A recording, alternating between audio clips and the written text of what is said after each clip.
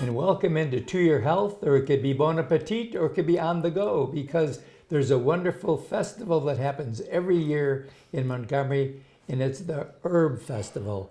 And it's coming up this year on Saturday, April the 22nd, and you can have all kinds of entertainment as well as some great herbs that are going to be for sale. Today we have with us Kathy Quinn, and Kathy, you are a pharmacist and an herbalist. Right, and I sell lots of plants. And you sell lots of plants. You do too, that's right. And Kathy, you start off as a pharmacist, but then you started seeing what was happening with herbs and all the things that are pertain to that. Yes. Yes. So today I wanted to tell you about the herb of the year. Well, it's a wonderful one.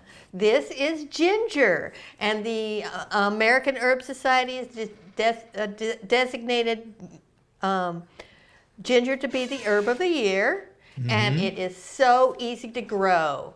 I am growing mine. I'll have a bunch at Herb Day for you to buy, but you can grow it in a pot.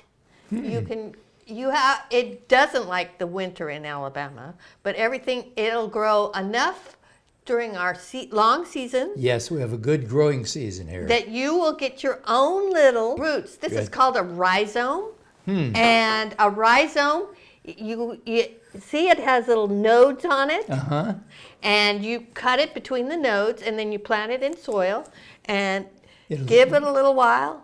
It likes warm. So if you have a heating mat, some people have plant heating mats, put it on a heating mat. But then when it gets a little warmer outside, you just put it outside and it'll grow. And you'll have your own crop of ginger before the year is out. And ginger is so great.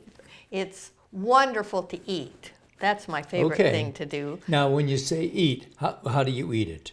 I mean, besides sticking it in your mouth and start chewing. Can you eat it? Put it on things. Yes. Yeah, you can go to the store and buy powdered ginger, and it's great. Make ginger snaps and ginger tea, Indian seasoning. Anyway, any kind. There's lots of great things to do with ginger, and then medicinally, it's just excellent. It's like one of those super herbs that does everything. The most common thing I think of is digestive. Is digestive. Yes, you get ginger ale when you're feeling sick. And make a ginger tea or any of those kinds of things. But then it does a whole bunch of other things for colds. Dysmenorrhea, for menstrual problems. Let's see. I was reading this book to remind myself of all of the great things you can do, because my internet was down yesterday. And it had like a whole page of things, and one of them was for dandruff. So anything you could think of. So the ginger is also for dandruff too? Yes. It's amazing. So let me ask you a question. I'm going to pull this over here for just a second. How old is this plant right now? It's about, I think about a month old. Okay. And how big will it grow? Lilies will grow, probably about 2.5 feet tall. Okay. And then get bushier as they grow. And then you start off, like you say, in a pot. Yeah, and then you could put it in bigger pot. A bigger pot, and then eventually you just put it into the ground. You could put it in the ground, but this past winter it would have probably killed it. That's right, absolutely. But so I would recommend just keep it in a pot, bring it inside in the winter.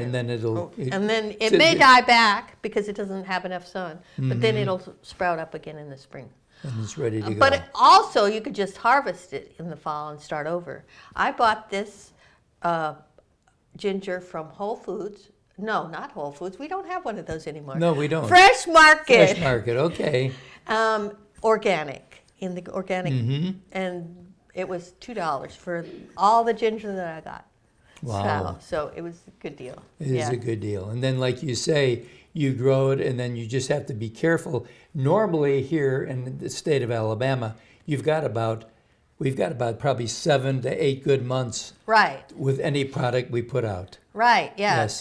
So you and if you bring it in the winter, you could just harvest it right in in your house.